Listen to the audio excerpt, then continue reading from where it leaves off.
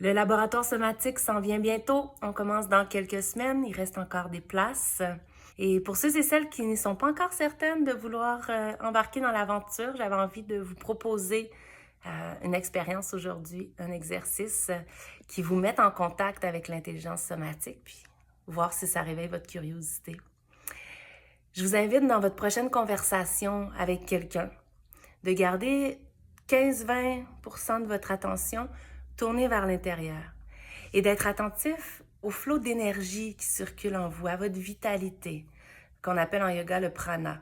Appelez-le comme vous voulez, cette énergie vitale qui circule, qui va faire en sorte que parfois dans la conversation, il va y avoir soudainement une chaleur ou une contraction ou une impression d'engourdissement dans une partie du corps ou qu'une partie se contracte ou s'expand.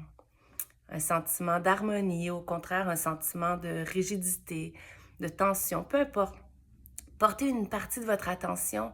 Comment est-ce que ça bouge? Comment est-ce que ça circule, cette énergie-là en vous? Comment ça se déplace? Et simplement de voir quelle curiosité ça peut amener sans chercher de réponse, mais voir qu'est-ce que ça pourrait ouvrir comme information si vous vous laissiez être curieux de ça par rapport à ce qui se passe en vous, dans la conversation, dans la situation, et peut-être même ce qui se passe en l'autre avec qui vous êtes en conversation.